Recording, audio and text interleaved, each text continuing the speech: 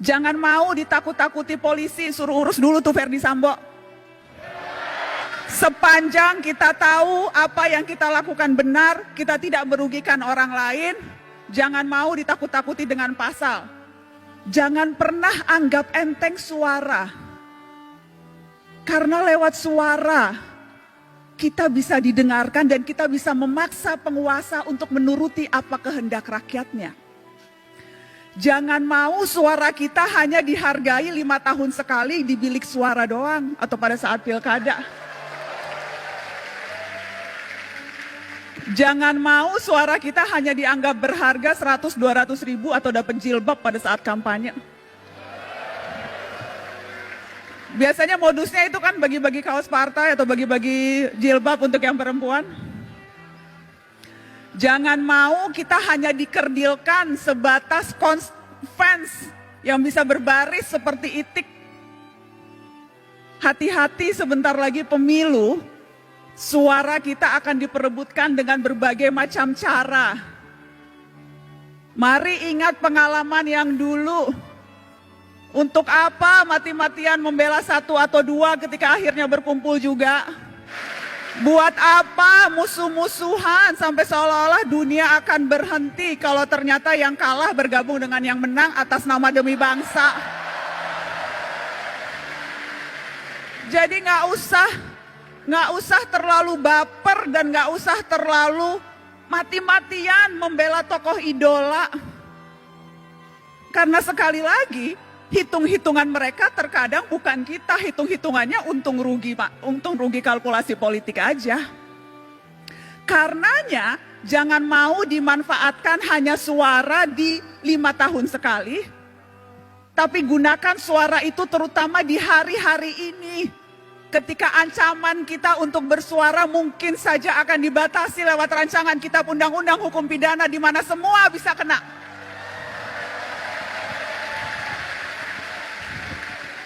Terlalu berharga suara kita. Dan saya selalu bilang ini, cuma itu yang kita punya, suara. Negara punya yang lain. Negara punya kuasa, negara punya tentara, negara punya uang, kita punya apa?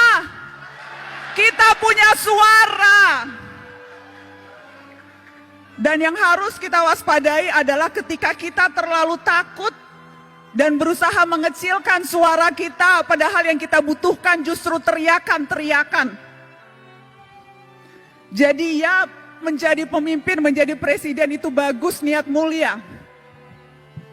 Tapi perhatikan suara-suara orang yang juga tidak punya kuasa, tetapi kalau berkumpul bisa berdaya. Jadi mari rapatkan barisan. Mari rapatkan barisan dan jangan mau ditipu-tipu.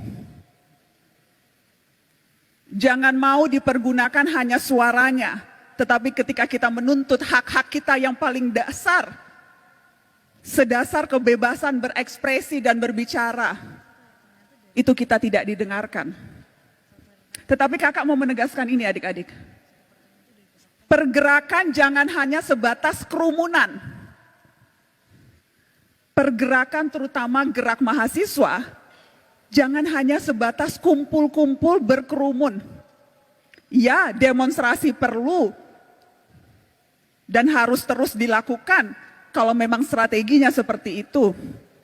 Anak muda hari-hari ini adalah anak muda yang seharusnya pintar memilih dan memilah informasi, mana yang sampah, banyak sampah sekarang di dunia maya, dan mana yang fakta.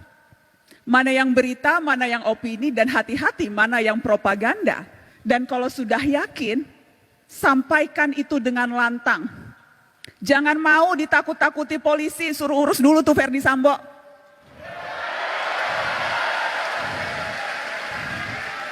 Sepanjang kita tahu apa yang kita lakukan benar, kita tidak merugikan orang lain, jangan mau ditakut-takuti dengan pasal. Kita juga bisa belajar pasal-pasal, kita juga tahu apa hak-hak kita sebagai warga negara. Kalau tidak tahu, cari tahu. Jadi jangan mau gampang ditakut-takuti. Dengan cara itu, kita bisa berdaya dan kita bisa memberdayakan orang lain. Dan harusnya itu ultimate goal kita dalam hidup. Bukan hanya memperbaiki kualitas hidup kita sendiri, tapi bagaimana kita bisa memperbaiki kualitas hidup orang lain.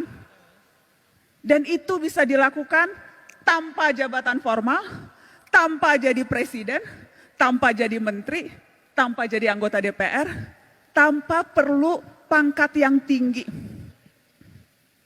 Kita bisa melakukan itu dalam tindakan kecil seharian sekalipun. Karena kuncinya sebetulnya peduli dan bersatu.